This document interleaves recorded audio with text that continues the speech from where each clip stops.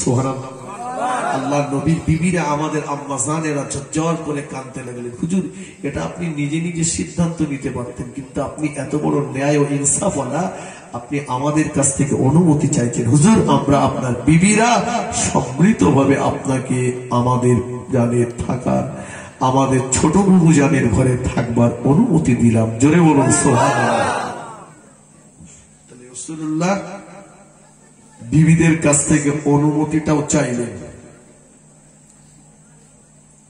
কোথায়? হকের ব্যাপারে আমাদের সচেতন হতে হবে। না, আপনি কাউকে অন্যায় ভাবে কারো হককে নষ্ট করতে পারেন না, ফাঁকি দিতে পারেন না।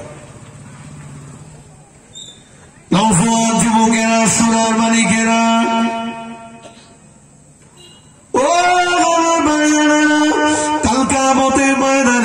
আল্লাহ পাকের একটা বান্দা নামাজের পাল্লা তার ভারী হয়ে যাবে, রোজার পাল্লা তার ভারী হয়ে যাবে, দান সাদকার পাল্লা তার ভারী হয়ে যাবে।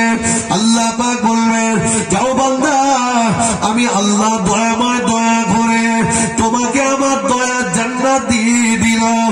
আল্লাহ পাক জান্নাতে ফরমাসিটি জারি করে দেবেন।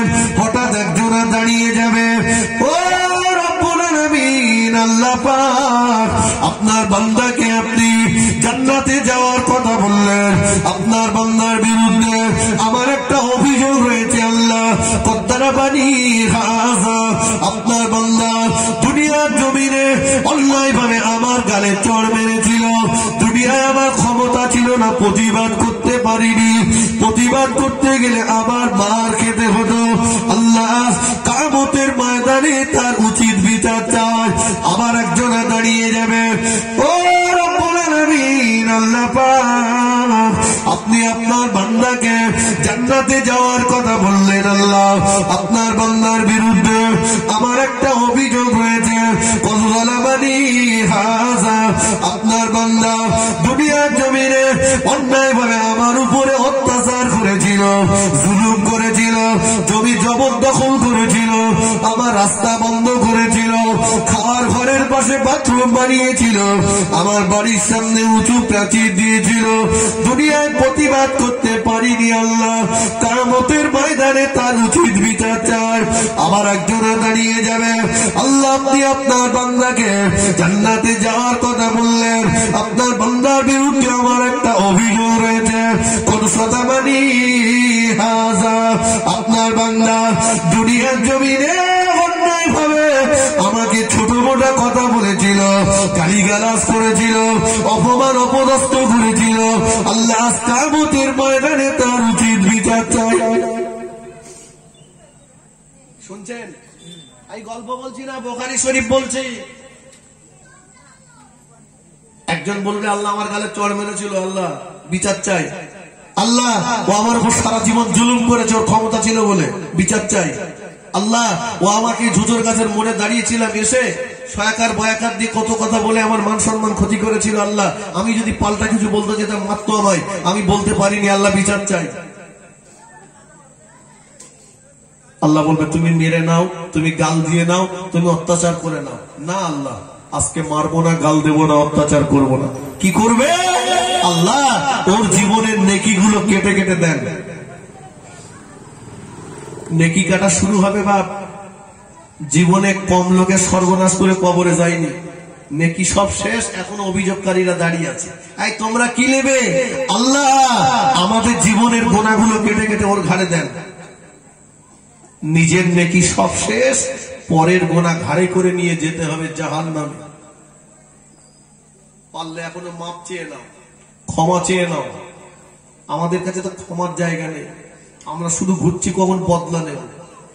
কথা বুঝতে পারিনি? কখন ঘুরছি সুযোগ পেলেই বাঁশ দেবো। এটা মুমিনের চরিত্র নয়, এটা মুসলমানের চরিত্র নয়, এটা রাসূলুল্লাহর আদর্শ নয়, এটা হলো ফিরআউনের আদর্শ। রাসূলের আদর্শ হলো মানুষকে ভালোবাসা। ইসলাম তলোয়ারের আঘাতে প্রচার হয়নি। কথা বলতে পারেননি? ইসলাম তলোয়ারের আঘাতে প্রচার হয়নি, মানুষকে ভালোবাসাতেন রাসূলুল্লাহ। যারা রাতের অন্ধকারে রাসূলের ঘর ঘিরে ফেলেছেন, যারা রাসূলুল্লাহকে মার্ডার করার ছক আমার রাসূলুল্লাহ তাদের জিম্মাদার, রাসূলুল্লাহ তাদের বসবাস করার দায়িত্বভার গ্রহণ করেছেন। যারা আমার রাসূলের রাস্তায় কাঁটা বিছিয়ে দিয়েছে, আল্লাহ রাসূল মক্কার সবচাইতে দামি খেজুর দিয়ে তাদের দেখতে গেছে। জোরে বলুন না সুবহানাল্লাহ। এটা আমার নবীর আদর্শ। কথা বুঝেছেন? আজকে আমরা মুসলমান, একই পাড়ায় চারটে দল। এ কথা ঠিক কিনা বলেন? একই পাড়ায় চারটে দল, একে অপরের সঙ্গে দ্বন্দ্ব ফাসাদ করে আমরা বিভিন্ন ভাগে বিভক্ত হয়ে গেছি। বেঈমান বেদিনেরা সুযোগ গ্রহণ করছে। আমাদের ভিতরে মিল নেই, আমাদের ভিতরে ক্ষমা নেই। আমি যে জেকেরের জামাতে বসে হাত তুলে আল্লাহর কাছে কাঁদছি, আমি শবে বরাতে আল্লাহর কাছে কাঁদছি, লাইলাতুল কদরে আল্লাহর কাছে কাঁদছি, আল্লাহ তুমি আমাকে মাফ করে দাও। আল্লাহ বলে, বান্দা তুই আমার কাছে মাফ চাইছিস, তুই কি তোর ভাইকে মাফ করতে পেরেছিস? যে মানুষের উপরে দয়া দেখায় না, আমি আল্লাহ তার উপরে দয়া দেখায় না। কথা বলেননি? যে মানুষের উপরে দয়া দেখায় না, আল্লাহ তার উপরে দয়া দেখায় না। মিলেমিশে থাকুন। কোন নেতার কথা শুনে মারপিট করতে যাবেন না। আপনি আমি যেদিন মারা যাব, মসজিদে ঘোষণা দেবে আমার প্রতিবেশী। কথা ঠিক কিনা? আমার কবর খুঁড়তে যাবে আমার প্রতিবেশী, বাস কাটতে যাবে আমার প্রতিবেশী, জানাজা পড়বে আমার প্রতিবেশী, আমাকে দাফন করবে আমার প্রতিবেশী, আমার জন্য মাগফিরাতের দোয়া করবে আমার প্রতিবেশী। কত ক্ষতি হয়েছে আপনার? কিসের বদলা নিতে যাচ্ছেন? ক্ষমা করতে শিখুন মানুষকে। আল্লাহ রাসূল বলেছেন, মুমিনের চরিত্রটা ঠিক অমনটাই হওয়া উচিত। তুমি কারো কাছে অন্যায় করেছো, তার ক্ষমা করে দেওয়ার আগেই তার কাছ থেকে ক্ষমা চেয়ে নাও। তোমার কাছে কেউ অন্যায় করেছে, তার ক্ষমা চাওয়ার আগেই তুমি তাকে ক্ষমা করে দাও। কথা বোঝেননি?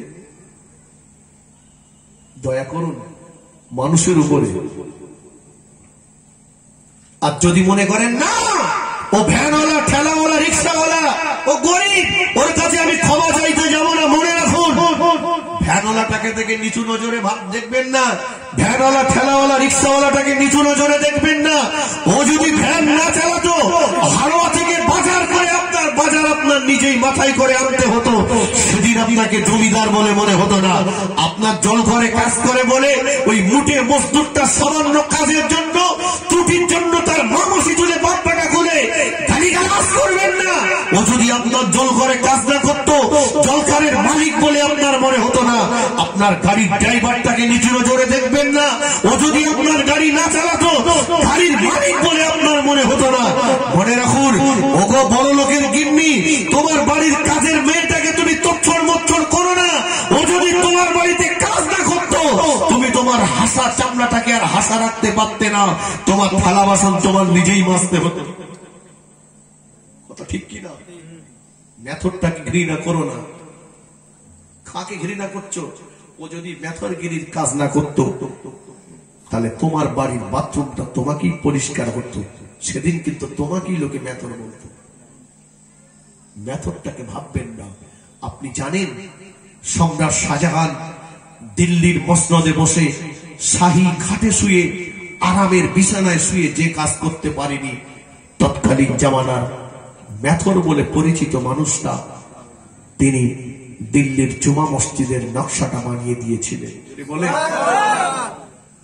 সম্রাট শাহজাহান স্বপ্নে দেখেছেন দিল্লির জুমা মসজিদের নকশা। চলে গেলেন, জামানার শ্রেষ্ঠতম মেকানিক, ইঞ্জিনিয়ার, আর্টিস্টদের ডাকলেন। সবাই নকশা বানিয়ে গেছে। বাড়িতে একটা লুঙ্গির চেক পছন্দ করে গেছে হারোয়ায়। যত ভালো ভালোই লুঙ্গি দেখায়, যে চেকটা আমার পছন্দ বাড়ির থেকে করে গেছে, সেটা না দেখানো পর্যন্ত পছন্দ হবে না। সম্রাট শাহজাহান স্বপ্নে যারা দেখেছেন, সেই স্বপ্নের নকশার সঙ্গে কারো নকশার মিল হচ্ছে না। চলে গেলেন জামানার শ্রেষ্ঠতম আল্লাহর ওলির কাছে, নকশাটা বানিয়ে দেন। হুজুর বললেন, কেন এসেছেন আমার কাছে ছুটে? চলে যান, আপনার রাজ দরবারে আমার চাইতে বড় আল্লাহর ওলি লুকিয়ে আছে। কাকে ভাবছেন আপনি? ও সারাদিন আপনার জল ঘরে কাজ করেছে, আপনার জমিতে কাজ করেছে। ও যে 300 টাকাটা আয় করেছে, ওটারও মাথার ঘাম পায়ে ফেলা পয়সা। বুঝতে পারেননি? ওর মাথার ঘাম পায়ে ফেলা পয়সা, ভ্যানওয়ালা 150 টাকাটা হালাল পয়সা না। মসজিদের ইমাম তার হতে পারে 1000 টাকা বেতন। আপনি কমিটি মেম্বার বলে, আপনি কমিটির সেক্রেটারি বলে, সভাপতি বলে ইমাম সাহেবকে তোচ্ছড় মোচ্ছড় করবেন। অনেক জায়গায় আছে মসজিদ কমিটি মনে করছে কমিটির দায়িত্ব পেয়েছি মানে পার্লামেন্টের একটা মন্ত্রী হয়ে গেছে। কথা বুঝতে পারেননি? কারণ বর্তমান সময়ে মসজিদ মাদ্রাসা যারা চালাচ্ছে বেশিরভাগ এই কমিটিতে যাদের নাম, আপনাদের গ্রামটাই ভালো আছে, কিন্তু যত জায়গায় দেখছি হাইব্রিড হারামখোর যারা, তারাই বেশি মসজিদ মাদ্রাসা কমিটির মেম্বার। কথা বলতে পারেননি? মদ গাঁজা তাড়ি বিড়ি সরগরু কোনো কিছু বাদ বিচার নেই, শুধু টাকা রয়েছে বলে কমিটির মেম্বার করতেছে। সত্য না মিথ্যা? কথা বলে। এখনো পেশাব ফেরার কাণ্ড জ্ঞান হয়নি। মনে করে পেশাব করা মানে হেয়ামারি বলে লুঙ্গি এই মতো তুল দিয়ে, নিজের বসার ঠিক নেই, ইমাম সাহেবের হুঁশ ফেরার। কথা বুঝেছেন না? ক্ষমতাটাকে অপব্যবহার করবেন না, নিচু নজরে দেখবেন না। সম্রাট শাহজাহান ঝরঝর করে কাঁদতে লাগলেন। আমার রাজ দরবারে লুকিয়ে রয়েছে এমন মানুষটি কে? পরিচয়টা একটু বলে দেন। উনি বললেন, ও দিল্লির বাদশাহ, ও সম্রাট শাহজাহান, আপনার রাজ দরবারে যিনি বাবুর্চির কাজ করে, আপনার রাজ দরবারে যিনি রাধুনির কাজ করে, আপনার রাজ দরবারে যিনি থালা বাসন গুলো মাজেন, আপনার রাজ দরবারে যিনি রান্নার কাজ করেন, উনি হলেন জামানার শ্রেষ্ঠতম আল্লাহর ওলি। আরেকটু জোরে বলুন সুবহানাল্লাহ। কি গো বাপ, তাহলে রান্না করে ওলি হওয়া যায় তো? হ্যাঁ, রাধুনিটাকে নিচু নজরে দেখছে। সম্রাট শাহজাহান ঝরঝর করে কাঁপছে, কি সর্বনাশ করলাম, কাকে দিয়ে থালা বাসন মাজালাম। নির্জন কক্ষে ডাকলেন বাড়ি এসে, হুজুর বড় ভুল হয়ে গেছে, বেয়াদবি করে ফেলেছি হুজুর, আমি আপনাকে চিনতে পারিনি। আজকে যখন চিনতে পেরেছি, আর জীবনে কোনোদিন আমার বাড়ির থালা বাসন আপনার মাজতে দেবো না, আপনি বসে বসে মাইনে পাবেন। উনি বলছেন, চিনতে যখন আমায় পেরেছেন, আমি আর আপনার রাস্তার বাড়ি থাকবো না, এমন জায়গায় চলে যাব যেখানে গেলে আপনার কর্মচারীরা কেউ আমাকে দেখতে পাবে না। হুজুর আমার রাস্তার বাড়ি ছেড়ে যাবেন না? না, আমি থাকবো না। চলে যদি যান একটা বার আমাকে দিল্লির জুমা মসজিদের নকশাটা দেখিয়ে দিয়ে যান, দিল্লির জুমা মসজিদের নকশাটা একটা বার বানিয়ে দিয়ে যান। উনি বললেন, আমার কাছে কেন বলছেন? ও দিল্লির বাদশাহ, ও দিল্লির সম্রাট, আমার কাছে আপনি কেন বলছেন? আপনি কি জানেন আমার চাইতে বড় আল্লাহর ওলি আপনার এই রাজ দরবারে লুকিয়ে রয়েছে? চলে যান তার কাছে, তিনি আপনাকে দিল্লির জুমা মসজিদের নকশাটা বানিয়ে দেবে। সম্রাট শাহজাহান ঝরঝর করে কাঁদতে লাগলেন, হুজুর আমার কার সঙ্গে আমি বেয়াদবি করে ফেললাম। ওই মানুষটাকে যিনি আমার রাজ দরবারে লুকিয়ে আছেন, উনি বললেন, চলে যাওয়ার আগে পরিচয়টা দিয়ে যাচ্ছি, ও দিল্লির বাদশাহ, ও দিল্লির সম্রাট, আপনার রাজ দরবারটা যিনি ঝাড়ু দিয়ে দিয়ে পরিষ্কার করেন, আপনার রাজ দরবারের বাথরুম গুলো যিনি পরিষ্কার করেন, আপনারা যাকে মেথর বলে চেনেন, মেথর বলে জানেন, উনি হলেন জামানার শ্রেষ্ঠতম আল্লাহর ওলি। সম্রাট শাহজাহান ঝরঝর করে কাঁদছে, আল্লাহ, শাহী খাটে শাহী বিছানায় শুয়ে যেটা করতে পারিনি, আমার রাজদরবারে মেথরগিরির কাজ করে সেইটা করেছে। আমি খাটে শুয়ে আল্লাহকে খুশি করাতে পারিনি, আর মেঝে শুয়ে মেথরগিরির কাজ করে আমার আল্লাহকে খুশি করিয়ে ফেলেছে। নির্জন কক্ষে ডেকে ঝরঝর করে কাঁদতে লাগবে, হুজুর আপনার পরিচয় পেয়ে গেছি, আর আপনাকে কোনোদিন আমার রাজদরবার পরিষ্কার করতে হবে না। পরিচয় যখন পেয়েছেন থাকবো না আপনার রাজদরবারে। নিজেকে সব সময় লুকিয়ে রেখেছেন, চলে যাব, অনেক কোনো কথাই রাখলেন, চলে যাব। কারণ আমি চাই না আমার পরিচয়টা যখন জনগণের কাছে পেয়ে যাবে প্রকাশ, তারা আপনার চাইতে আমাকে বেশি শ্রদ্ধা করবে।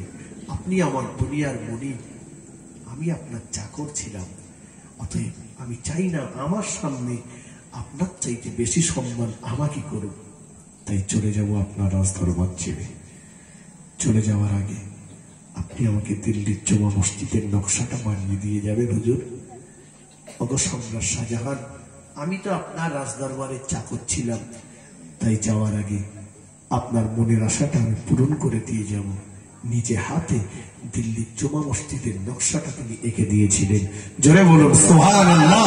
তাই যে নকশা দেশের মেকানিকেরা, ইঞ্জিনিয়াররা হাজার হাজার টাকা খরচ করে যারা পড়াশোনা করেছে তারা করতে পারেনি, যিনি সম্রাট শাহজাহানের রাজদরবারে মেথর যিনি কাজ করতেন তিনি করেছেন। অতএব আপনি ভাববেন না যে আপনি টাকাওয়ালা বলেই, আপনি ধনী বলেই আপনি শ্রেষ্ঠ, আর দুনিয়ার গরিবগুলো সব বেকার। গরিবকে নিচু নজরে দেখবেন। কি বলেছি? যার কেউ নেই তার কে আছে? আল্লাহ রয়েছে। আসুন, তাহলে আমার এতক্ষণে ছিল যে হক নষ্ট করা যাবে না, হুকুকুল্লাহ আর হুকুকুল ইবাদ। একটা হলো আল্লাহর হক আর একটা হলো বান্দার হক। নামাজ, রোজা, হজ, যাকাত, দান, সাদকা করিনি, করতে পারিনি, আল্লাহ ইচ্ছা করলে ক্ষমা করতে পারেন, শাস্তি দিতে পারেন, আল্লাহর ব্যাপার। তবে কোন মানুষ যদি কোন মানুষের অন্তরে দুঃখ দেয়, ব্যথা দেয়, আঘাত দেয়, অতক্ষণ পর্যন্ত আল্লাহ ক্ষমা করেন না যতক্ষণ পর্যন্ত সেই ব্যক্তি ক্ষমা না করবেন। আসুন পরে আর একটা ধাপ আগিয়ে যাব। একবার দরুদ শরীফ আল্লাহুম্মা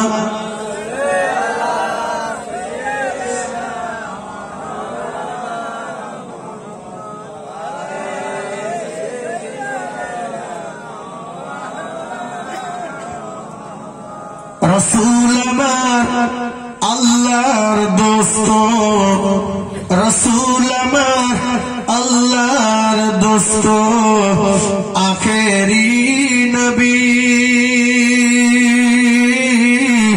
আমরা যে তার আদরের উম্মত, উম্মতের করলাম কি আল্লাহুম্মা।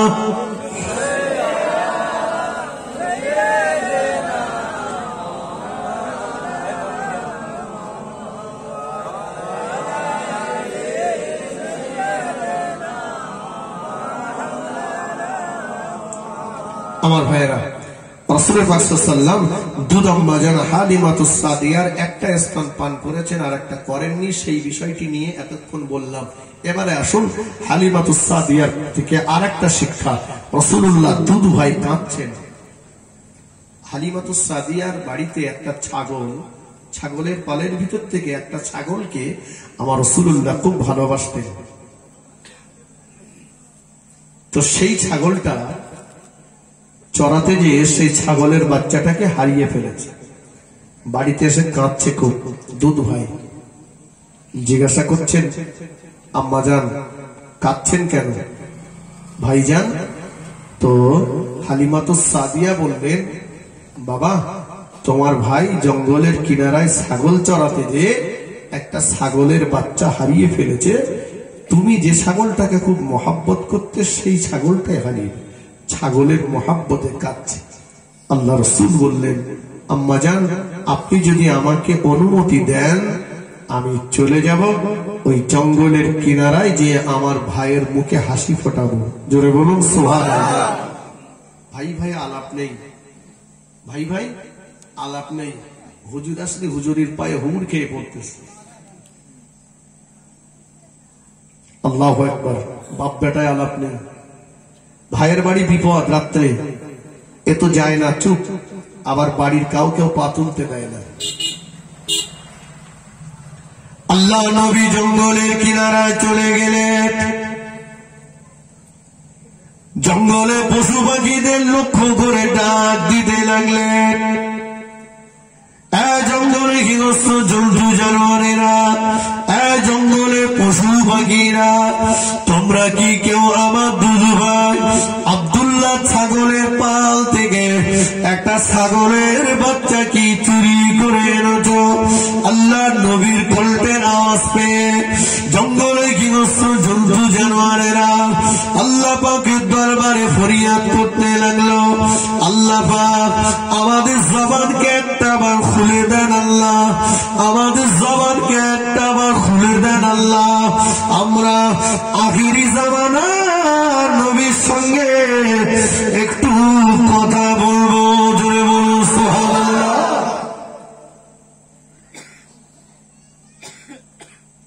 জঙ্গলের চারপে জন্তু জানোয়ারেরা কাঁদছে। আল্লাহ নবী দেখলেন বাঘেরা বাঘের কাতারে, গন্ডারেরা গন্ডারের কাতারে, ভল্লুকেরা ভল্লুকের কাতারে কাতারে কাতার দিয়ে পার হয়ে আসে। রাসূলুল্লাহ লক্ষ্য করে গেল বাঘের কাতারে একটা বাঘ সেই ছাগলের বাচ্চাটা কোলে করে নিয়ে চুপটি মেরে বসে আছে। সুবহানাল্লাহ। বাঘ ছাগলের বাচ্চা কোলে করে রেখেছে। আল্লাহ নবী বললেন, এই জঙ্গলের বাঘ ছাগলের বাচ্চাটা কেন চুরি করে আনলি? ছাগলের বাচ্চা পেলে তোমরা তো জীবিত রাখো না, ছাগলের বাচ্চা পেলে তোমরা তো ছেড়ে দাও না, তোমরা তো জীবিত রাখো না, কেন চুরি করলে তোমরা? কেনই বা তোমরা জীবিত রাখলে? আল্লাহ পাকের হুকুমে ওদের জবান খুলে গেল, ইয়া রাসূলুল্লাহ, ইয়া হাবিবাল্লাহ, হুজুর আমাদের বেয়াদবি মাফ করুন। আমরা শুনেছি আল্লাহ যদি আপনাকে না বানাতেন তামাম মখলুককে আল্লাহ বানাতেন, আল্লাহ যদি আপনাকে সৃষ্টি না করতেন তামাম মখলুককে আল্লাহ সৃষ্টি করতেন না। হুজুর আমাদের মনে বড় আশা, আমাদের মনে বড় ইচ্ছা, দুনয়ন করে আমরা আপনাকে একটা বার দেখব, আমাদের নসিবে হয় না, জোটে না। এক জায়গায় বসে আমরা মিটিং করলাম কিভাবে আমরা আখিরি জামানার নবীকে দেখতে পাবো। আমাদের মিটিং এর সিদ্ধান্ত হয়ে গেল আমরা যদি আব্দুল্লাহর ছাগলের পাল থেকে আখিরি জামানার নবীর মোহাব্বতে ওই ছাগলটা যদি চুরি করে আনতে পারি, ওই ছাগলটার খোঁজ করতে আখিরি জামানার নবী স্বয়ং নিজে হাজির হয়ে যাবে। আমরা তখন নবীকে দেখে দু নয়ন ভরে দেখে আমাদের জীবনটা ধন্য করে নেব। আরো জোরে বলুন সুবহানাল্লাহ।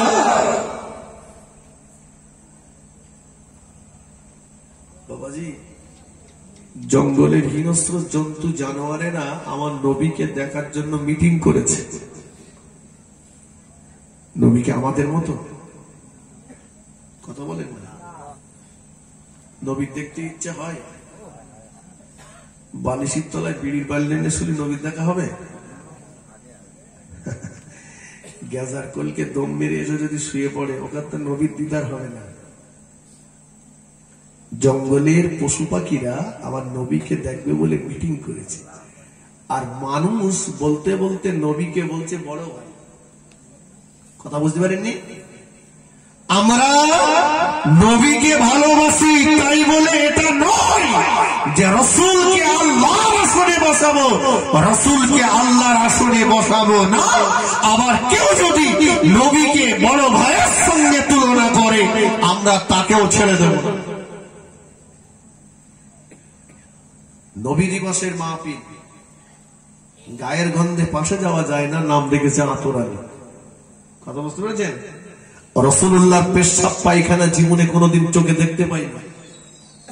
গল্প বলছি না, আব্দুল হক মুহাদ্দিস দেহলভী রহমাতুল্লাহ আলাইহি মাদারিজুন নবুওয়াত কিতাবের ভিতরে লিখেছেন,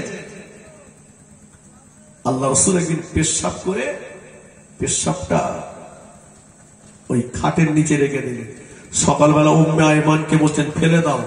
উম্মে আয়মানের মনটা মলিন হয়ে গেল। কি হলো গো?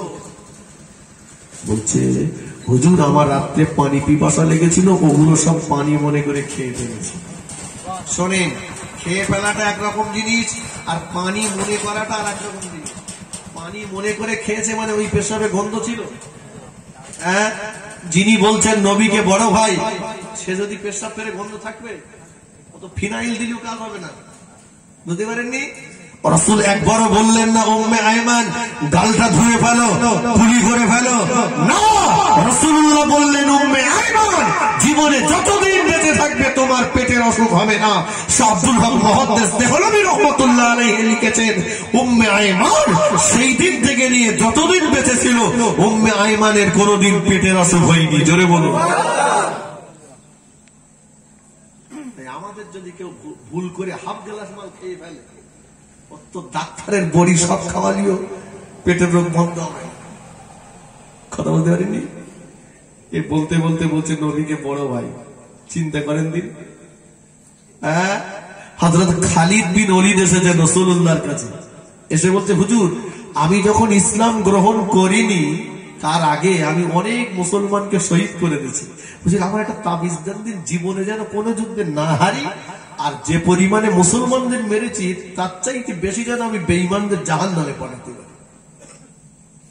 আল্লাহ রাসূল দাড়ি মোবারকটা আস্তে আস্তে একটা দাড়ি মোবারক খালিদ বিন ওলীদকে দিয়ে বললেন, এই নাও, এটা তোমার পাগড়িতে ধারণ করে রাখবে, কোন যুদ্ধে তুমি পরাজয় বরণ করবে না। খালিদ বিন ওলীদ বলছেন রাসূলুল্লাহর ওই মোবারক দাড়িটা যেদিন থেকে আমার মাথায় ধারণ করেছি সেই দিন থেকে আমি যত যুদ্ধে গেছি কোন যুদ্ধে আমি পরাজয় বরণ করিনি। জোরে বলুন। আমরা একটা দাড়ি দিকে হবে ভাই, এরা হ্যাঁ বড় ভাই বলছি। আল্লাহ নবী হযরত আবু হুরায়রা রাদিয়াল্লাহু তাআলা আনহুকে ডাকলেন, বাবা আবু হুরায়রা, ও আবু হুরায়রা, রুজির জন্য একটু বাইরে যাও বাবা। সাহাবী চুপচাপ থাকতেন, বাইরে যাবেন না। নবী বলতেন আবু হুরায়রা একটু বাইরে যাও, একটু যাও বাবা। ইয়া রাসূলুল্লাহ আমি যাবো না, আমি না খেয়ে মরে যাবো, তো বাইরে যাবো না। কেন? বলছে হুজুর আমি যেতে পারি, তবে আমার একটা শর্ত হচ্ছে যতক্ষণ আমি ফিরে না আসবো আপনার জবান দিয়ে একটা কথা বার করলে হবে না। হুজুর আমার কাছে খাওয়ারের চাইতে আপনার মূল্যবান ওয়াজ, আপনার নসিহতটা অনেক বেশি। জোরে বলুন না সুবহানাল্লাহ। আল্লাহ নবী হযরত আবু হুরায়রা রাদিয়াল্লাহু তাআলা আনহুকে ডেকে আল্লাহ নবী একটা তবিল দিলেন। তবিল বলে তবিল, তবিল প্যাকেট প্যাকেট আবু হুরায়রা একটা তবিল দিয়েছে। আল্লাহ নবী ওই তবিলের ভিতরে এক মুঠো খেজুর দিলেন। এক মুঠো খেজুর নিয়ে আবু হুরায়রা তবিলের ভিতরে ঢুকিয়ে দিয়ে বললেন, ও বাবা আবু হুরায়রা, যখন তোমার ক্ষুধা লাগবে এই তবিলের ভিতর থেকে খেজুর তুলে তুলে খাবে। এক মুঠো খেজুরের কদিন হবে? ও যা এমনি স্রোতের টান রয়েছে, ও তো একেবারেই খেয়ে ফেলবে। কি বলে? আল্লাহ নবী বলছেন আবু হুরায়রা যখন ক্ষুধা লাগবে খেজুর বার করে খাবে, তবে খবরদার তবিলটা যেন উল্টো করবে না, ঝাড়া দেবে না। হযরত আবু হুরায়রা রাদিয়াল্লাহু তাআলা আনহু বলেন, ও নবী পাকের সাহাবীরা, আমি আবু হুরায়রা, আমার কাছে আল্লাহ নবীর দেওয়া ওই তবিলটা একটা দুটো দিন নয়, একটা দুটো মাস নয়, একটা দুটো বছর নয়, আমি আবু হুরায়রার কাছে আল্লাহ নবীর দেওয়া তবিলটা 12টা বছর ছিল। ওই 12টা বছরের ভিতরে যখনই আমার ক্ষুধা লেগেছে তবিলের ভিতরে হাত দিয়েছি, খেজুর বার করেছি, খেয়েছি। 12টা 20 বছরের ভিতরে আমি তবিলের খেজুর কোনদিন কম হতে দেখিনি। বলুন সুবহান, আর একটু জোরে বলুন সুবহানাল্লাহ। কি বলেন, বড় ভাই বলে মনে হচ্ছে? বছর খাচ্ছে, 12 বছর যখন ক্ষুধা পেয়েছে তখন খাচ্ছে। বিয়াদব আলী এ বলছে নবী বড় ভাই। আল্লাহ নবী কলিজাত ফাতেমা তো জাহরার বাড়িতে গেলে যে দেখছেন ফাতেমা রুটি তৈরি করছে। নবী মেয়েকে খুব ভালোবাসতেন। আল্লাহ নবী ঘন ঘন মেয়ের কাছে যেতেন। রাসূলুল্লাহ বলেছেন মেয়ের বাড়ি ঘন ঘন যাও, মেয়ের সঙ্গে দেখা করো, মেয়ের বাড়ি বেশি বেশি যাওয়াটা সুন্নাত। এখন বাপ তো পকেট বাঁচিয়ে করতেছে, মেয়ের বাড়ি গেলে মাল লাগবে, বাবা যায় না ওদিকে, অমুক হয় না। আর যাবে কি করে, মেয়ের তো জমি সব ফাঁকি দিলেছে, অমুক আর যাওয়ার লাইন নেই, বুঝতে পারিনি। মেয়ের বাড়িতে যাবেন। আর এটাও মনে রাখবেন আপনার ভাই দুনিয়াতে বেঁচে নেই, ভাইয়ের একটা মেয়ে আছে, তারও মনটা কাঁদে, আমার আব্বা বেঁচে থাকলে আসতো, ওই ভাইজির বাড়িটা তো যাবেন। কথা বুঝেননি? নবীর মেয়ে মেয়ের মতো মেয়ে ছিল, কথা ঠিক কিনা? আল্লাহ নবী বললেন ও আমার সাহাবীরা, খবরদার খবরদার, কন্যা পিতাদেরকে, কন্যার মায়েদেরকে তোমরা নিচু নজরে দেখো না। কন্যা পিতাদেরকে, কন্যার মায়েদেরকে তোমরা নিচু নজরে দেখো না। আসমানের নিচে জমিনের উপরে খাদিজার মতো এমন মহিলা আর দ্বিতীয় কাউকে বানাননি। আমাদের ইমাম সাহেব হুজুর জনাব আব্দুল মান্নান সাহেব হুজুর, তিনি আম্মাজান খাদিজাতুল কুবরার কথা বলছিলেন।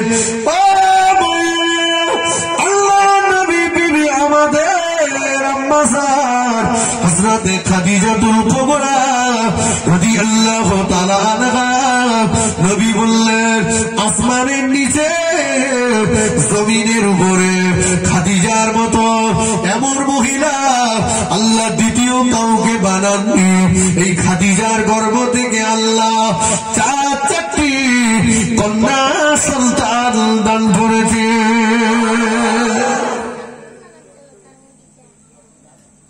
বারবার মেয়ে হয় বলে যদি গিন্নির দোষ হয়, আর মেয়ে হওয়া বউগুলো, মেয়ে হওয়া গিন্নিগুলো যদি খারাপ হয়, তাহলে মা খাদিজার মেয়ে কথা খারাপ বলবেন?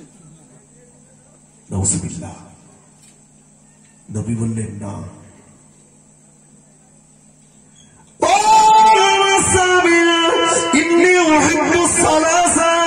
আমি রাসূলুল্লাহ 3টে জিনিসকে বড় পছন্দ করি।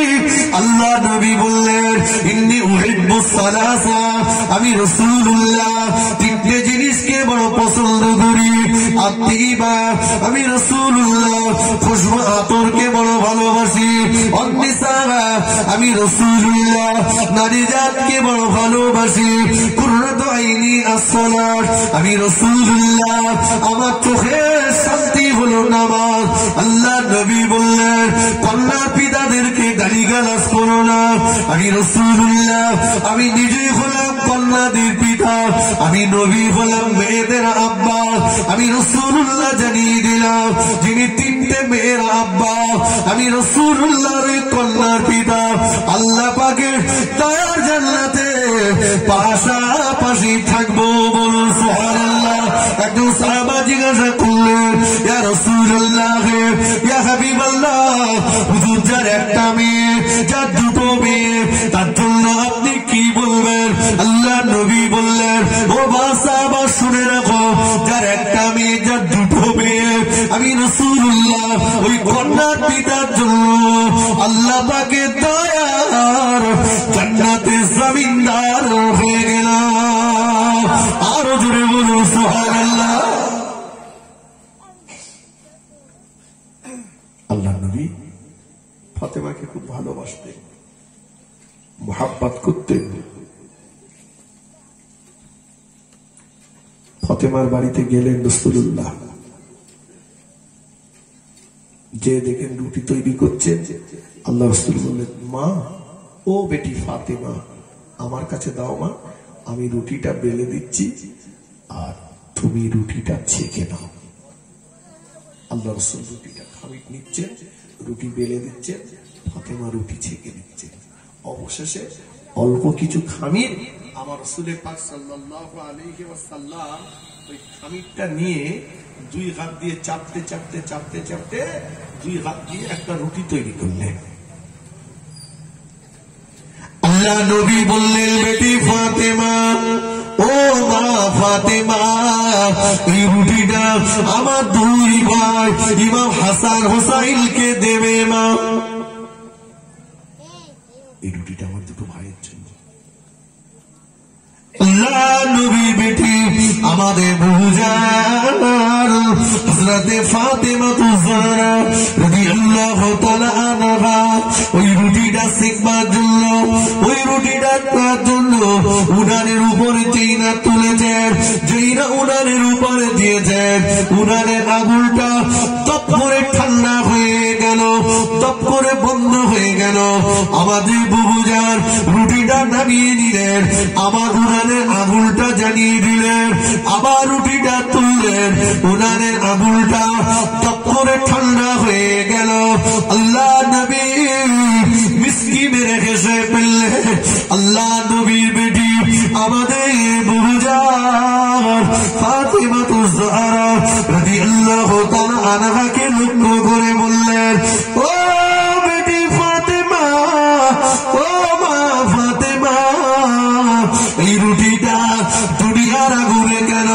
এই রুটিটা যদি জাহান্নামের আগুনে ফেলে দাও, জাহান্নামের আগুনটা নিভে যাবে, তবু এই রুটিটা পুড়বে না। কেননা মা ফাতেমা, এই রুটির উপরে তোমার আব্বা বিশ্ব নবীর হাতের ছোঁয়া লেগে আছে। আরেকটু জোরে বলুন সুবহানাল্লাহ। যে নবীর হাতের ছাপ লেগে থাকলে আগুন রুটি পোড়াতে পারে না, সেই নবী কি বড় ভাইয়ের মতো হবে? আজ নবী দিবসের মাহফিল, তাই নবীর কথা শোনাচ্ছি। আল্লাহ রাসূলকে দাওয়াত করলেন। রাসূলুল্লাহ একজন মহিলা সাহাবী, নাম তার উম্মে মাহবাদ।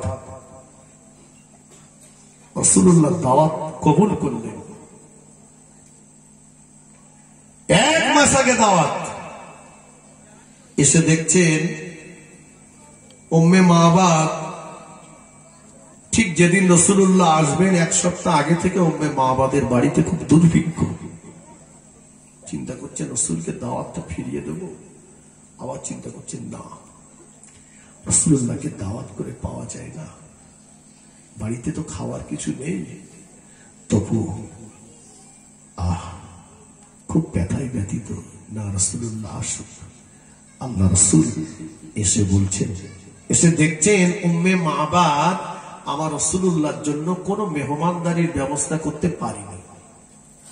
বাবাজি, আপনারা আমাকে জলসায় দাওয়াত করে দেন, এসে যদি দেখি নাস্তা পানি ভালো নেই, তো জলসা মাথায় উঠে যাবে। কি বলে? হ্যাঁ, কুটুম বাড়ি গিয়েছে বেয়াই, ছেলে বিয়ে দিয়েছে, বউ মানতে গিয়েছে বেয়াই, গরিব মানুষ, একটু ডাল রান্না করেছে আর পোল্ট্রির গোস্ত। বাড়ি এসে বৌমারে বলছে, বৌমা তোমার আব্বা যে এত বড় ছোট লোক, আগে যদি জানতাম তোমাকে ভিটেই তুলতাম না। কেন বলেছে বলেননি? খাওয়া ভালো হয়নি তাই। কিছু লোক আছে হাওমাও করে পড়ে, জীবনে হয়তো বাড়ি 2 কেজি গোস্ত কিনে খায় না, কিন্তু শাদি বাড়ি গেলি বলে বালতি ঢালো ঢালো। জীবনে 10টা মিষ্টি কিনে খায়নি, ওখানে গামলা শুদ্ধ লেগছে। আবার রাস্তাতে বলতে বলতে এসেছে পারবে না, তো দিদি গেল কেন? বুঝতে পারেনি, জম্মের খাওয়া খেয়েছে, আবার বলতে পারবে না দিদি গেল। এই জিনিস কিছু আছে বাপ। জি, আমার রাসূলুল্লাহ যে দেখছে উম্মে মাহবাদ কোনো কিছুই জোগাড় করতে পারে না। আল্লাহ রাসূল বলছেন, মা, ও উম্মে মাহবাদ, তোমার বাড়িতে কি 1 লোটা ওযুর পানি হবে? আমরা হলে কি বলতো, ওরে নামাজ কাজা হয়ে যায়, যাকে চল বাড়ি চল, খাওয়া ভালো হচ্ছে না, নামাজ। উম্মে মাহবাদ বললেন, জি হ্যাঁ ইয়া রাসূলুল্লাহ, আমার বাড়িতে 1 লোটা ওযুর পানি আছে। উম্মে মাহবাদ আমার নবীকে 1 লোটা ওযুর পানি দিলেন। আল্লাহ নবী ওযুর পানিটা নিয়ে উম্মে মাবাদের উঠানে বসে বসে ওযু করতে লাগলেন। উম্মে মাবাদের বাড়ির উঠানে ছিল শুকনো মরা একটা খেজুর গাছ। আল্লাহ নবীর ওযুর পানিটা গড়িয়ে গড়িয়ে গড়িয়ে গড়িয়ে গড়িয়ে গড়িয়ে শুকনো মরা খেজুর গাছের গোড়ায় যে জমা হচ্ছে।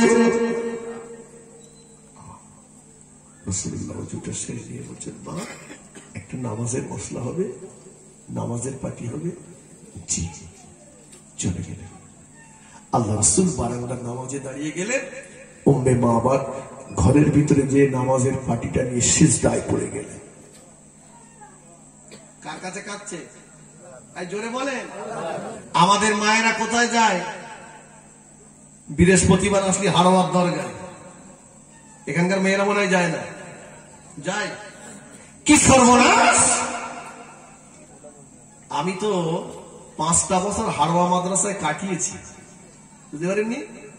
আমি তো আপনাদের অপরিচিত কেউ না, আপনারা আমার চিনতে না পারেন, কিন্তু আমার এই বাবু আপনার ইমাম সাহেব হুজুর বলে আমার চিনে ফেলেছে। জেমালে তো চিনি, বুঝতে পারেননি?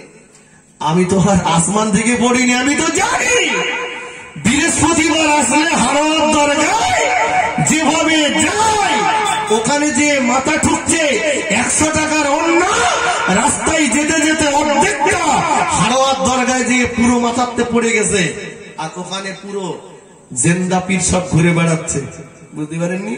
গেজাই খেজাত কলকে দম দিয়ে আল্লাহ দেখতে পাবে। কথা বুঝতে পেরেছেন? ওখানে যে পুরি সর্বনাশ জ্যান্ত মোরগ নিয়ে দেখছে, জীবনে বাপ মারেও মোরগ খাওয়ায়নি। ওখানে যে কটা মালে খাওয়াচ্ছে গত তো সব 1.5 কুইন্টাল করে হয়ে গেছে, ওরা মরণের খাওয়া খাচ্ছে। কি সর্বনাশ! মেয়েরা যাচ্ছে সেখানে বেপর্দা বেহায়ার মতো, সেখানে যে মাথা ঠুকছে, দাও গোড়াচাঁদ পীর, দাও গোড়াচাঁদ পীর দাও। গোড়াচাঁদ পীরের কি দেওয়ার ক্ষমতা আছে? কথা বলে। গোড়াচাঁদ পীর দিতে পারেন না, দেওয়ার মালিক আল্লাহ। আপনি গোড়াচাঁদ পীরের কাছে যাচ্ছেন, নেই কোনো পর্দা, বিপর্দা বিহারের মতো। আমাদের ঘরের মেয়েরা চলে যাচ্ছে আজমির শরীফে খাজা গরিবের আমাদের মাজার জিয়ারত করতে। এই গাড়িতে শুধু কি মেয়ে লোক যায় না মর্দা লোক যায়? পর্দা থাকে। মা আয়েশা সিদ্দিকা রাদিয়াল্লাহু আনহা হাদিসের হাফেজা, মহিলা সাহাবীদের ভিতরে সবচাইতে বেশি হাদিস বর্ণনা করেছেন যিনি, আল্লাহ রাসূলের বিবি। তিনি রাসূলুল্লাহর ইন্তেকালের পরে আবু বকর সিদ্দিককে দাফন হয়েছে ওখানে, তিনি স্বাভাবিক পোশাকে জিয়ারত করতেন। যেই ওমরকে ওখানে দাফন করা হয়েছে, আম্মা জান বোরকা ছাড়া কখনোই জিয়ারত করতে যাননি। আর সে বোরকা আলাদা, বুঝতে পারেননি? আল্লাহ তো মক্কা মদিনায় আমাকে নিয়ে গেছে, দেখেছি মক্কা মদিনার মহিলা পুলিশগুলো তারা যে বোরকা পরে চোখের পাতাটাও দেখা যাবে না। আর বোরকা গুলো এত ঢিলা ঢালা মানুষ আছে কি বোঝা যায় না। আর আমাদের কসির মারা বোরকা পরেছে সব টাইট ফিট, হ্যাঁ, সব সাঁতার আলগা করা। যে পোশাক পরে একটা পুরুষ একটা নারী অঙ্গ প্রত্যঙ্গ বাহ্যিক ভাবে রক্ষণ করতে পারবে, ওই পোশাকে হিজাব হবে না, হবে না, হবে না। তোমার জাহান্নামে যেতে হবে, বুঝতে পারেননি? পুরুষগুলো সব বাড়ি, মেয়েগুলো সব চলে যাচ্ছে হারোয়ার দরগায়। পর্দা আছে নাকি বাবাজি? নেই বলা ভুল, পর্দা ফ্রিজে আছে। ফ্রিজে ফ্রিজ কিনেছে, তার গায়ে পর্দা আছে, আলমারিতে দিয়েছে, শোকেজে দিয়েছে, টেলিভিশনে দিয়েছে। যেটারে পর্দা দেওয়ার দরকার সেটা নেই। হারোয়ার মার্কেট এখন ওদের দখলে, সত্য না মিথ্যা? আবার মার্কেটে যদি নাও যায়, এখন ফেরিওয়ালা বাড়ি বাড়ি আসতেছে, আসতো নাকি? ফেরিওয়ালার পাশে যে কসির মা এমন করে দাঁড়িয়েছে, দেখলি মনে হবে ফেরিওয়ালা ওর আগেকার স্বামী। এটা তো পরে গেছে, ভুল বলছি আমি? খোঁজ নিয়ে দেখেন, বড় পীর সাহেবের ওফাতের মাস এটা। বড় পীর আব্দুল কাদের জিলানী রহমাতুল্লাহ আলাইহির আব্বা আবু সালেহ মুসা জঙ্গি একটা নদীতে ফল ভেসে যাচ্ছিল, সেই ফল খেয়ে গোলামি করেছে 12 বছর, তারপর হয়েছে আব্দুল কাদেরের বাপ। হাত পেলি পরের জল কাঁদে হাত রাখছে, শুধু বলছে ছেলে ভাত দেয় না কেন? বুঝতে পারেননি? ছেলে ভাত দেবে কি? ও যে কোম্পানিতে প্রোডাকশন, কোম্পানির শ্বাস ঠিক আছে কিনা দেখে। বুঝতে পেরেছেন? বড় পীর সাহেবের মা, বড় পীর সাহেবের আব্বাকে বলা হলো যে আমার একটা মেয়ে আছে, মেয়ের নাম উম্মুল খায়ের ফাতেমা। মেয়ে অন্ধ, মেয়ে অন্ধ, মেয়ে কালা, মেয়ে বোবা, মেয়ে খোড়া, বিয়ে করতে পারবে? বড় পীর সাহেবের আব্বা বললেন, ক্ষমা যদি করেন ওই মেয়ে বিয়ে করতে রাজি। আমার কাছে যে ছেলে ঠ্যাং সোজা করে ফেলতে পারে না ওর দাম 70,000। কি বলে? সোজা করে ফেললি যে কত নেবে তার ঠিক নেই। বলছি অ্যাপাসি চাই, অ্যাপাসি। ওরা যদি বলা হয় অ্যাপাসি বানান করতে, অ্যাপাসি বানান করতে পারে না, হা করে পড়ে অ্যাপাসি নেবে। হ্যাঁ, মেরে দেশে এক জায়গায় রুম করে পড়ে গেছে, চিত হয়ে গেছে। শ্বশুর বাড়িতে মাল দেবে যে বড় পীর সাহেবের আব্বা দরজার পাশে থেকে সালাম দিলেন, ভিতর থেকে সালামের জবাব এসে গেল। বলছে সর্বনাশ, ভুল করে একটা ফল খেয়ে 12 বছর গোলামি। আমার শ্বশুর বলল যে মেয়ে সে মেয়ে বোবা, এখন এই সালামের জবাব দিয়েছে, মনে হয় ঘর পাল্টে গেছে। ভিতর থেকে আওয়াজ আসছে, আপনি চিনতে ভুল করেননি, আপনি সঠিক ঘরেই এসেছেন। আমার আব্বা বোবা বলেছে মানে আমার কণ্ঠের আওয়াজ জীবনে কোনোদিন কোন পর পুরুষ শুনতে পাইনি। বুঝতে পারেননি? 12ই ফাল্গুন আসছে, হাড়োয়ার মেলা, কচির মারা টাকা সব বোঝাচ্ছে, ওখান থেকে সব আনবে। এখানকার মামুনিরা যায় না, এটা সব ভালো। ওখান থেকে থালা বাসন পিরিচ ঘটি বাটি কিনে আনবে। আর হাড়োয়ার মেলায় তক্তপোষের দাম একটু কম হবে, চাচা বারেন্ডা একটা পেতে। ভোরবেলা ওরে বাবা, আল্লাহ আল্লাহ আল্লাহ, এত জেকের সুন্দর আওয়াজ। কিন্তু বাইরে দিয়ে দেখি যে পাকার তলায় বসে চাচা জেকের করতেছে, কারেন্টটা হুক মেরে লোয়া, আর তত্ত্বগোষ্ঠটা হাড়োয়ার মেলার থেকে কিনে আনা। আমি বলি ভেঙে পড়িনি তাই আর কপাল। বলতে পারেননি জি না, মেলায় বসানো দোকান থেকে কোন মাল যদি ক্রয় করা হয়, ওই মাল কোন মুসলমান খেতে পারে না, ওই পাত্রে করে কোন মুসলমান খাবার খেতে পারে না। মেলায় যাওয়া হারাম। আমি বলিনি, বসিরহাট হুজুর জরুরি মাসাইল 3য় খণ্ডটা খুলে দেখবেন, ওতে লেখা রয়েছে মেলায় যাওয়া হারাম, দোকান দেওয়া হারাম, ও দোকান থেকে খাবার কিনে এনে খাওয়াও হারাম। ভুল ধরতে বসে হুজুর ধরেন, আমার ভুল না, হুজুর লিখেছে তাই বলে যাচ্ছি আমি। কথা বুঝেছেন? আমাদের ঘরের মেয়েরা সেখানেই চলে গেল। আর বড় পীর সাহেবের মা, তিনি কি করছেন? তিনি অন্ধ, তিনি বোবা, তিনি কালা, তিনি চোখ দিয়ে নাজায়েজ জিনিস দেখেননি, কান দিয়ে নাজায়েজ জিনিস শ্রবণ করেননি। বড় পীর সাহেবের আব্বা, বড় পীর সাহেবের মা, বিয়ে হলো প্রথম বাসর রাত, স্বামী স্ত্রী দুজনা অজু করলেন, বড় পীর সাহেবের মা নামাজের পাটি নিলেন, বাসর ঘরে গেলেন, আল্লাহ সন্তান দিলেন। সন্তান হলো সমস্ত ওলিদের বাদশা। সুবহানাল্লাহ বলেন। আর আমাদের আব্দুল কাদেরের বাপ বাসর ঘরে যাচ্ছে 3 ভান্ডের বিড়ি নেই। বুঝতে পারেননি? এখানে ওলি হবে না ওল হবে, বুনো ওল। যত খাচ্ছে তত জাল চুল করছে। বিবি টেক্কা গোলাম মেরে এসে গ্যাজার কলকে দম দিয়ে বাড়িয়েছে, যদি বিবির সঙ্গে সহবাস করে ওই কোম্পানিতে আব্দুল কাদের হবে না। আর ও ছেলে বুড়ো বয়সে ভাতও তোমার দেবে না। ছেলের কাছে অপমান হয়ে কবরে যেতে হবে। বুঝতে পারেননি? ছোট্টবেলা থেকে ওর ভিতরে হারাম মাল ভক্ষণ করিয়ে করিয়ে যে হারামের রক্ত আর গোস্ত তৈরি হয়ে গেছে, ওতে বাপ মার সম্মান হবে না। আসুন, যে কথাটি আমি বলছিলাম, ফিরে আসুন। তাহলে আমরা কোথায়? এই জলসা, এই মাহফিল তো আমাদের পরিবর্তনের ডাক দেয়। আজ পরিবর্তন কোথায়? রাসূল পাক সাল্লাল্লাহু আলাইহি ওয়াসাল্লাম, বিশ্ব নবীর কলিজার টুকরি, খাতুনে জান্নাত হযরত ফাতেমাতুজ জাহরা রাদিয়াল্লাহু আনহার ঘরে টাকা ছিল না, খাট ছিল না, ফ্রিজ ছিল না, শোকেস ছিল না, কিন্তু ফাতেমার ঘরটা রহমত বরকতে ভরপুর ছিল। রাসূল পাক সাল্লাল্লাহু আলাইহি ওয়াসাল্লাম সেই উম্মে মাবাদের বাড়িতে গেলেন। উম্মে মাবাদের বাড়িতে খাওয়ার কিছুই নেই। উম্মে মাবাদ নামাজের পাটি নিয়ে আল্লাহ পাকের কাছে চাইলেন, আমি আমার মায়েদের, আমার বোনেদেরকে হাতে নয় পায়ে ধরে বলে যাব, আমি জোনায়েদ বলছি, আপনি নামাজের পাটিটাকে আঁকড়ে ধরুন। আপনার সন্তানের মুসিবত, আপনার বাড়ির বিপদ, আপনি অসুস্থ, নামাজের পাটিটা আঁকড়ে ধরুন। বিশ্বাস করুন, নামাজ যতটা আল্লাহর নিকটবর্তী করিয়ে দেয়, আর কোন ইবাদত এত নিকটবর্তী করায় না। আল্লাহ রাসূল বললেন, আসসালাতু মিরাজুল মুমিনিন, নামাজ হলো মুমিনের জন্য মিরাজ।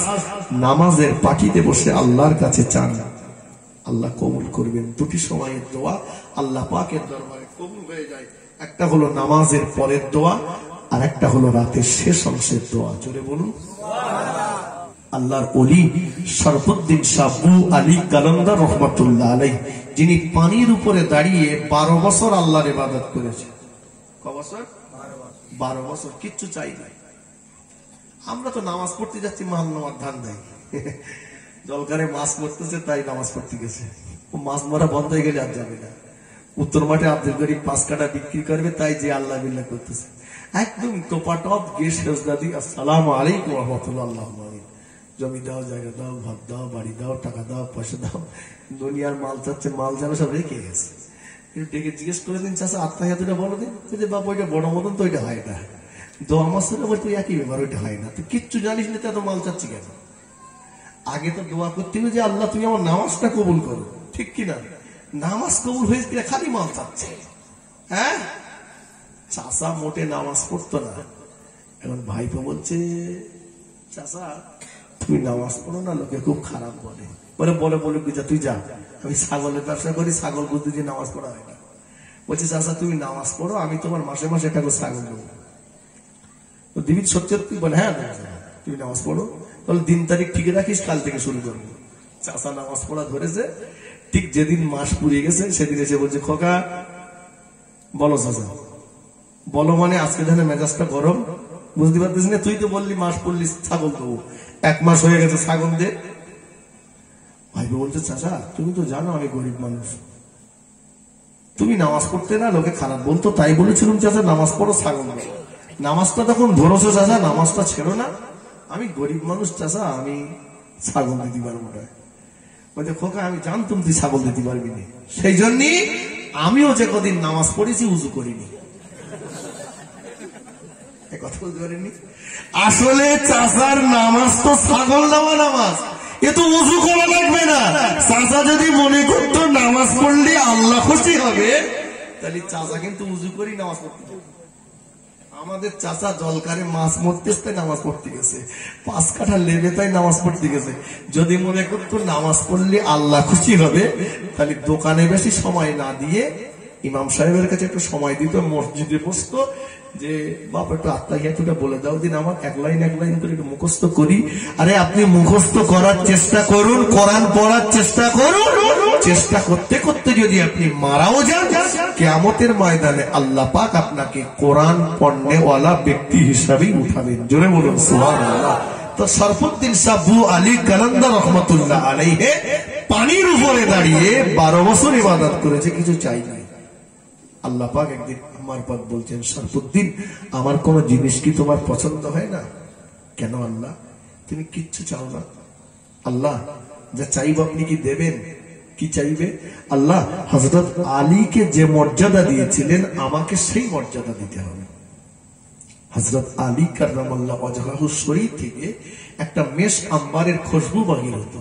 হুজুরের দোয়াকে আল্লাহ কবুল করে নিয়ে হুজুরের শরীর থেকে আল্লাহ পাক সেই খুশবু বার করতেন। আসলে নাম ছিল শরফুদ্দিন শাহ, পরে যোগ হয়েছে বু আলী। বু মানে গন্ধ, আলী মানে আলীর, আলীর গায়ের গন্ধ হুজুরের শরীর থেকে বার হতো, তাই নাম হয়েছে শরফুদ্দিন শাহ বু আলী। জি, হুজুরের একটা মাদ্রাসা ছিল, মাদ্রাসায় অনেক বাচ্চা পড়ে, তার ভিতরে একটা বাচ্চা খুব দুষ্টু। ওই বাচ্চাটার আব্বা দুনিয়াতে বেঁচে নেই, মা পরের বাড়ি চেয়ে মেগে নিয়ে কষ্ট করে বাচ্চাটাকে মানুষ করছে। গাড়িটাকে সাইড করে দেন, রাস্তাটা একটু ক্লিয়ার করে দেন, গাড়িটা সাইড করে দেন। একটু দরুদ শরীফ আল্লাহুম্মা সাল্লি আলা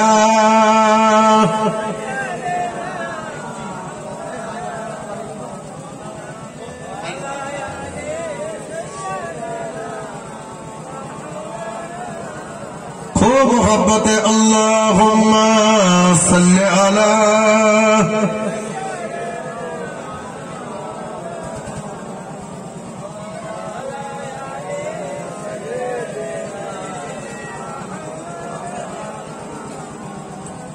दिनेर लागिया नबीजी जखन दिनेर लागिया नबीजी যখন ওহদের ময়দানে চারিদিক থেকে ঘিরে ফেলল তারে দুষ্টু কাফের গনে নবীজিকে বাঁচাতে তীর বর্ষার আঘাতে নবীজিকে বাঁচাতে তীর বর্ষার আঘাতে কত সাহাবারা হারালো প্রাণ পাখি আমরা যে তারা আদরের উম্মত উম্মতের করলাম কি আল্লাহুম্মা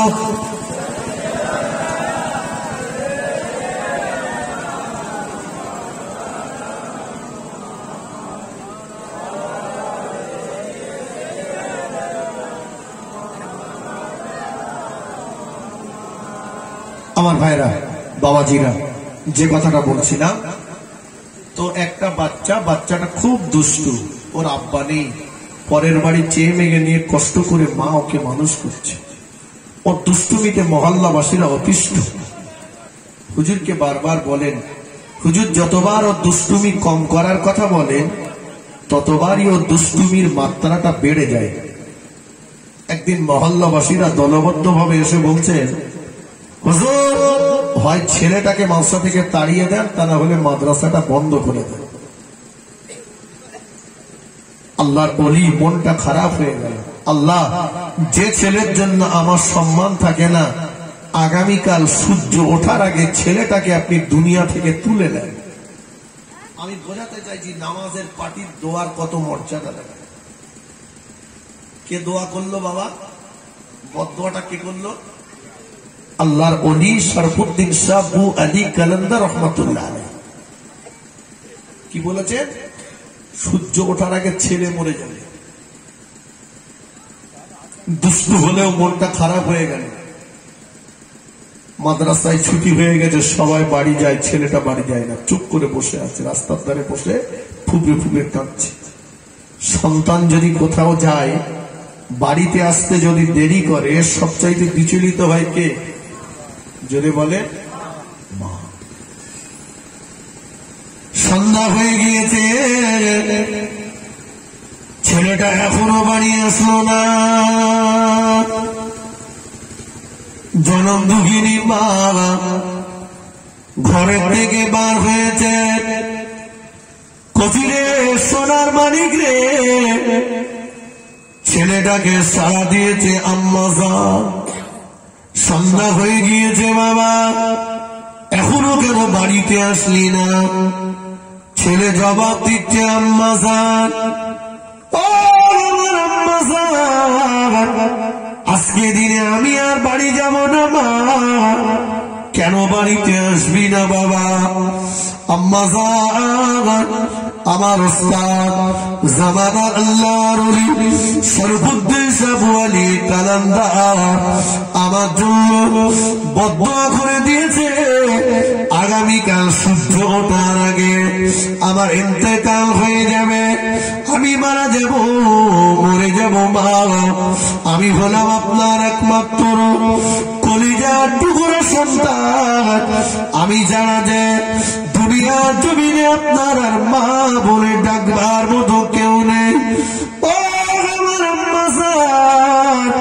আপনার কোলের কাছে আপনার চোখের সামনে যদি আমি ইন্তেকাল করি মানুষ হয়ে মা হয়ে ধৈর্য ধারণ করতে পারবেন না মা সবর করতে পারবেন না মা আমি আর বাড়ি যাব না জনম দুঃখিনী মা কাঁদতেছে না ছুটতেছে কঠিনে সোনার মানিক রে কি কথা বললি বাবা আমাকে তুই যখন ছোট্ট ছিলি তোর মুখের পানে চেয়ে তোর আব্বা ইন্তেকাল করার পরে জীবনের সুখ শান্তির কথা সব ভুলে গিয়েছি পরের বাড়ি কাজ কাম করে চেয়ে মেগিনি কষ্ট করে তোকে মানুষ করছি তুই জানা যায় দুনিয়া জমিনে আমার আর মা বলে ডাকবার মতো কেউ নেই তুই যারা আমার আর দুনিয়ার জমিনে কেউ নেই কি কথা বললি বাবা আমাকে, আম্মা যা ছুটে ছুটে এসে সোনার মানিককে বুকের মধ্যে জড়িয়ে নিয়ে মুখে চুমা দেয়, বুকে চুমা দেয়, মুখে চুমা দেয়, বুকে চুমা দেয়। সোনার মানিককে নিয়ে বাড়িতে চলে আসলো। আম্মা স্যার জনম দুঃখিনী মা, মা বলল কচিরে কাঁদিস না বাবা, জনম দুঃখিনী মা সোনার মানিককে রেখে দিয়ে অজু করে নামাজের পাটিটা নিয়ে ঘরের ভিতরে চলে গেল আল্লাহ পাককে খুশি করার জন্য। 2 রাকাত নামাজে দাঁড়িয়ে গেল।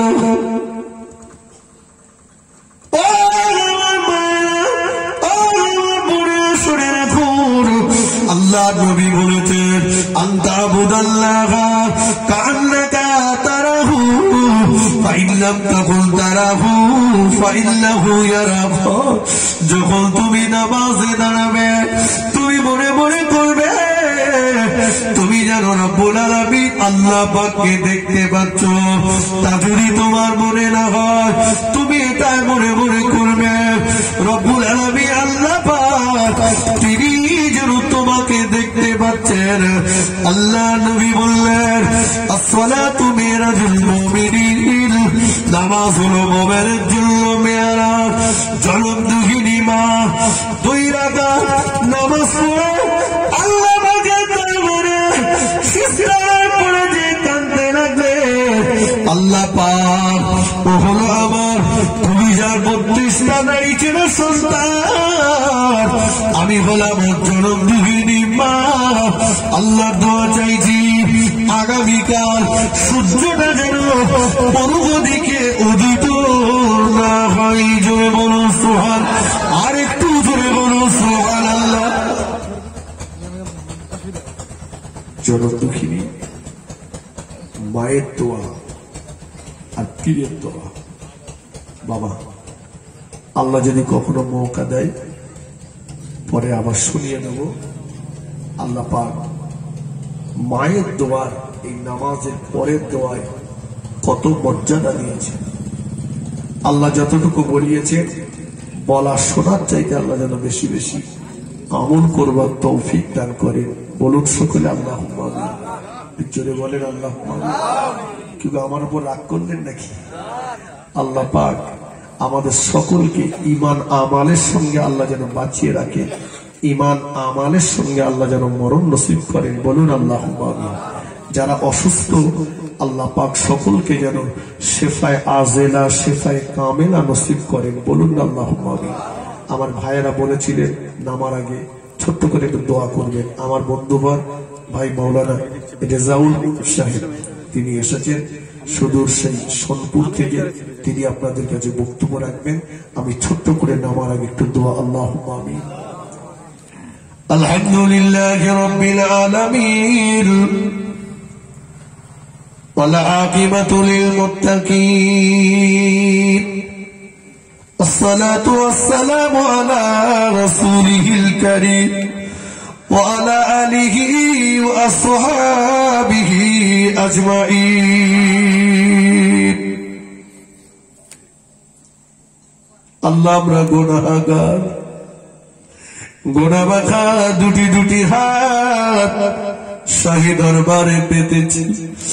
আমাদের সবাকার জীবনের গুনাহগুলোকে মাফ করে দাও আল্লাহ। আমাদের সবাইকে বেগুনাহ মাসুম বানিয়ে দাও আল্লাহ। আমাদের আব্বা মা, দাদু দাদিমা, নানা নানি, ভাই বোন, বিবি বাচ্চা, জীবিত এবং মৃত সকলের জীবনের গুনাহগুলো মাফ করে দাও আল্লাহ। আজকে মাহফিল কবুল করে নাও। টাকা দিয়ে, পয়সা দিয়ে, অর্থ দিয়ে, শ্রম দিয়ে, সময় দিয়ে যারা মাহফিল কায়েম করেছে সকলের মনের নেক আশা পূরণ করে দাও আল্লাহ। আমাদের আব্বা মা, দাদু দাদিমা, নানা নানি আপনজন প্রিয়জন পাড়া প্রতিবেশী যারা কবরের বাসিন্দা হয়েছে সবাইকার কবরগুলো বাগি জান্নাত বানিয়ে দাও আল্লাহ পাক। এই হুজুরগাছা গ্রামে আমার ডাইনি বামে সামনে পিছনে যত কবরস্থান আছে যারা পরিমাণ ইমান ইসলাম নিয়ে যারা কবরের বাসিন্দা হয়েছে সবাইকার কবরগুলো বাগি জান্নাত বানিয়ে দাও আল্লাহ পাক। আমরা যারা হাত পেতেছি আমাদের ভিতরে আমরা যারা বিমারে ভুগছি আল্লাহ আল্লাহ আল্লাহ আমাদেরকে সুস্থ করে দাও আল্লাহ আমাদেরকে সুস্থ করে দাও শেফায়ে কামেলা নসিব করো আল্লাহ। দিদারে কাবা শরীফ মদিনা শরীফ যাবার মতন তৌফিক দাও আল্লাহ। গোটা বিশ্বের মুসলমান নরনারীদের জান মাল ঈমান আমল মান সম্রাট বেঈমান বিধর্মী মুশরিক মুনাফিক কাফের বেদিনীর হাত থেকে আল্লাহ হেফাজত করো আমিন আমিন আমিন বিহাক্কি লা ইলাহা ইল্লাল্লাহ মুহাম্মাদুর রাসূলুল্লাহ। তাকবীর দেন নারে তাকবীর নারে তাকবীর নারে তাকবীর। জনাব হাফেজ মাওলানা রেজাউল ইসলাম সাহেব নারে তাকবীর। আমি বক্তব্য থেকে বিদায় নিলাম।